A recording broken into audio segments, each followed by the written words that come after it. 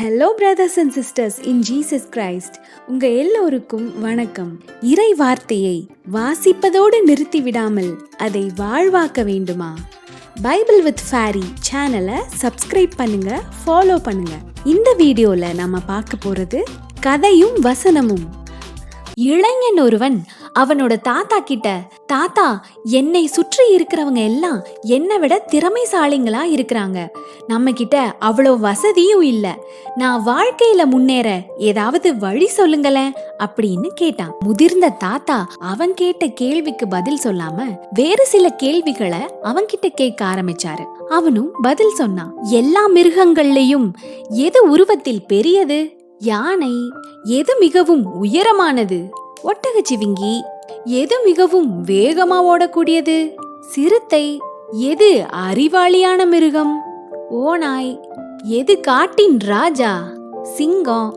என்ன தாத்தா, எனக்கு வாழ்க்கையில முன்னேற வழி சொல்லுவீங்கன்னு பார்த்தா என்கிட்ட இப்படி சம்பந்தமே இல்லாம கேள்விகள் கேட்டுக்கிட்டு இருக்கீங்களே. இப்படி சலிப்போட கேட்ட இளைஞன் கிட்ட தாத்தா சொன்னாரு, தம்பி, மற்ற விலங்குகள் தன்னை விட பெரிதாகவும் உயரமாகவும் வேகமாகவும் அறிவாகவும் இருந்தாலும் சிங்கம் காட்டுக்கு அரசனாக இருக்குதே, அது எப்படின்னு தெரியுமா? சிங்கத்துக்கு தான் யாருன்னு நல்லா தெரியும். உன்ன மாதிரி அது மற்றவர்களோடு தன்னை ஒப்பிட்டு பார்க்காது. மாறாக கம்பீரமான தோற்றம், கர்ஜனை, வேட்டையாடும் திறன், இது எல்லாத்தையும் கடவுள் தனக்கு கொடுத்திருக்கிறாரு அப்படிங்கிற நம்பிக்கையோட யாருக்கும் பயப்படாம காட்டுக்கே ராஜாவா உலா வரும். முதல்ல நீ யாரு, உனக்கு கடவுள் என்ன திறமைகளை கொடுத்திருக்கிறாருன்னு சிந்திச்சு பாரு. மற்றவர்கள் வாழ்க்கையோட உன் வாழ்க்கைய ஒப்பிட்டு பார்க்காத அப்படின்னு அவனுக்கு புரிய வச்சாரு தாத்தா. நீங்க யாருன்னு உங்களுக்கு தெரியுமா?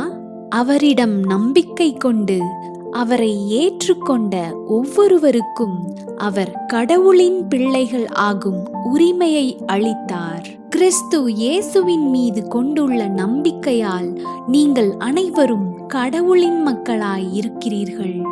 இயேசுவை விசுவசிக்கிற நம்ம மற்ற படைப்புகள் மாதிரி இல்ல, கடவுளின் மக்கள்.